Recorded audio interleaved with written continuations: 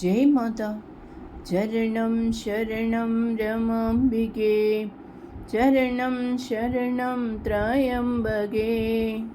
He who remains unaffected by the Prakriti's snails, he who is inwardly calm and passionless, he whose consciousness remains established in the self, even though outwardly a householder, he is inwardly a prince among sannyasins because he has neither the ego consciousness nor the sense of possession.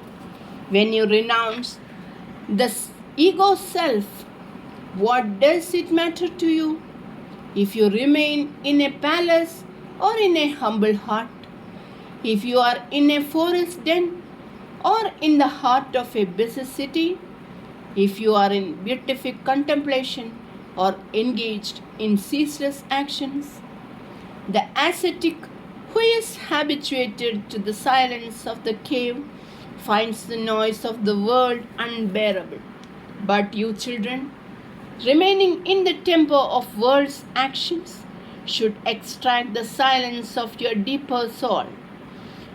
Then there will be no one to match you in strength. Fleeing from the battlefield is the ideal of cowards and not of my children. Face the enemy and wage the war and emerge victorious like deathless heroes. It is such heroic children whom mother wants to see. Freedom from attachment, which is the liberating element in the order of sannyasa, is the rock bed of spirituality in Grihasthashram too. The abstract ideal of absolute non-attachment cannot be envisaged by a sensually agitated mind. Hence, as an inspiring illustration of this ideal, as a physical representation of this absolute spiritual aloofness, came the order of sannyasa for the good of the world. The peak of spiritual greatness of a Janaga cannot be seen by ordinary man, but all can appreciate with awe and admiration the unique ideal of renunciation in one who is adorned by external symbolic mark of Jehovah robe. If sannyasa is thus an illustrated ideal of perfect renunciation, Grihasthashram is the very soul of renunciation. It is perfect Grihasthashram that demonstrates the uniqueness of renunciation in the midst of multifarious associations. Adoration of the symbol led gradually to the forgetfulness of the ideal itself, and the order of sannyasa got gradually degenerated when its gates were thrown open to all weak and timid men who were unable to face the problems of life. You, children of home life, should adore and live the ideal of true renunciation in your home and show the magnanimous state of sannyasa in your life of active participation in the work of the world.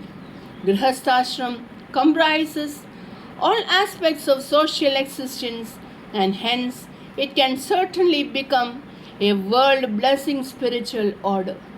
When men and women shine as princes and princesses of renunciation and God love in Grihasthashram, the world will see the royal pathway to peace, harmony, happiness, and integrated life in God consciousness.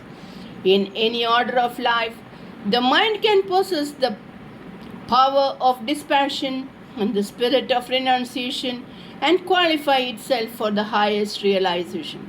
To assume that the embracing of the external order of sannyasa, which is rather of a convention and a personal choice, alone can confer upon one the competence for God vision, is to deny the fact of history and to ignore the infinite capacity of the human mind to rise above the environmental conditions of life. A householder whose mind is strong enough to shed the pleasures of ego love, whose soul is aflame with aspiration for perfection, who, with the sharp axe of inward non attachment, has cut asunder the ties of samsara, whose heart has become a mighty stream of devotional love, is verily the prince among men, the embodiment of the soul and spirit of sannyasa. Children, understand this truth. Without this non attachment and inward renunciation, which are signified by the term sannyasa, none attains to immortality. A morally exalted home life, with its background of spiritual dedication, embodies all that is good in human nature and human life. There is exhilaration of yoga as well as ecstasy of service in Grihasthashram. It holds within itself the austere penance and self-denial associated with asceticism as well as the love sublimated humanism and awe-inspiring consecration associated with bhakti. Nothing is condemned, everything is chastened, sublimated and transmuted with divine purity. Even the most virulent form of personal attachment gets transformed under the discipline of Grihasthashram into an unbroken stream of bhakti for personal God. The mission of womanhood. Home, sweet home. You, my beloved daughters, are born to discharge a great duty and to fulfill a sacred mission. The life of the coming generation is in your hands. You are really the better half, the backbone of the nation. You are the stainless mirrors which reflect the sacredness of age-old venerated traditions of this holy land. The cultural, moral and spiritual development of the entire human race is represented by you. The hand that rocks the cradle rules the world. This is a very appropriate saying. Unless you advance towards the peak of purity and wisdom, unless you rise to the glory of your true motherhood, there is no advancement for the nation. What is the nation but the millions of people who live in it? Of these millions, you are the prop, you are the tireless energy, you are the art and beauty, you are the life and light, you are the melodious music that soothes the soul. When the women become paragons of virtues, the society has cause to rejoice. From within you emanates the life-giving message of love and kindness, of patience and fortitude, of service and self-sacrifice. From within you beams forth the luster of peace and power. In a nutshell, you explain through your silent life the meaning of the noble sentiment expressed in the words, home, sweet home. A woman makes a home and a man finds a source of greatest solace in it. The tired frame, the overworked nerves, the heated brain, and the disconsolate heart find peace and rest in home. Is there a greater shrine than the home? Is there a greater deity than the woman who presides over it? The queen of home, the mother of tender compassion and sweet love, commands by the virtue inherent in her the love and reverence from the society around her. You are the power of integration and harmony in home and society.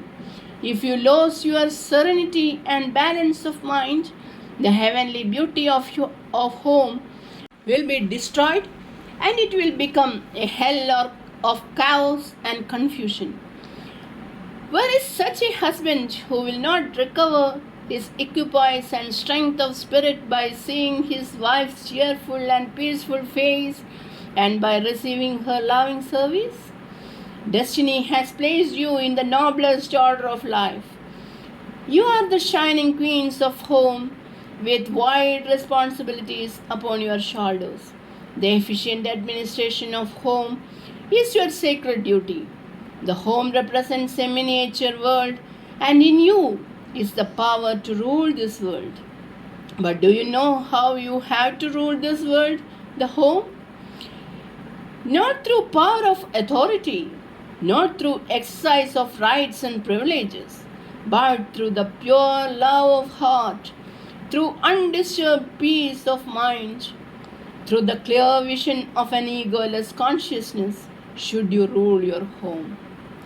Your rulers of home should bring to your field of work the force and fervor of nobler spirituality, life service, worship, and vision of God.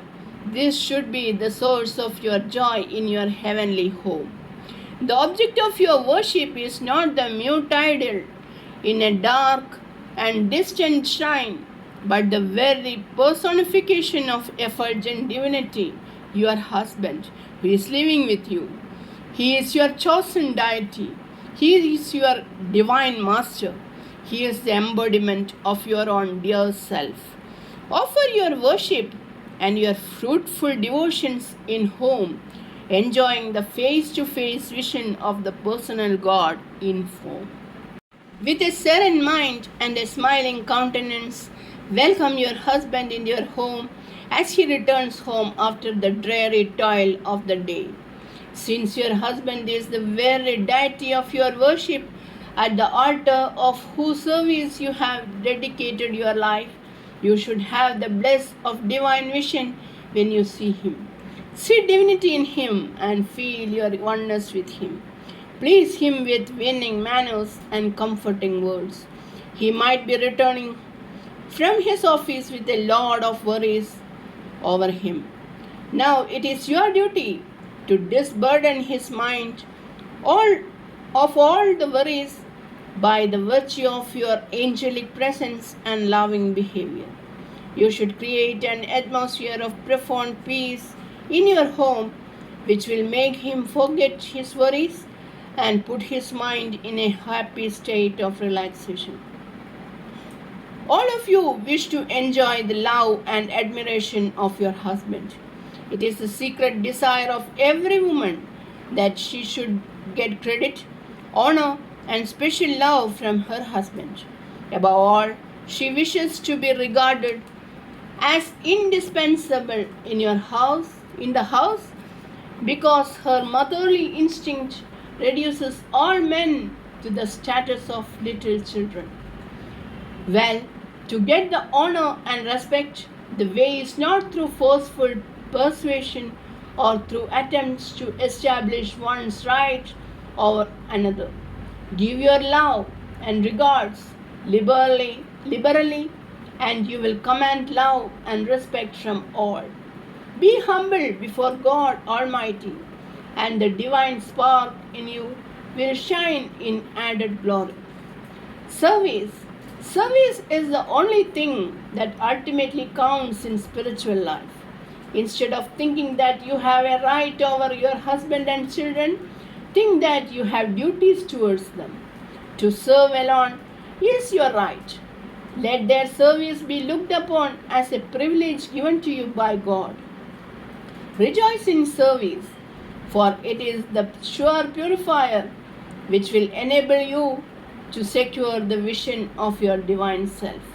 Be grateful to the Divine Master for having given you the opportunity of serving his children. Mother tells you from personal experience, if you give yourself in service, taking no thought of any reward, not even any appreciation from others, all respect and honor will be yours.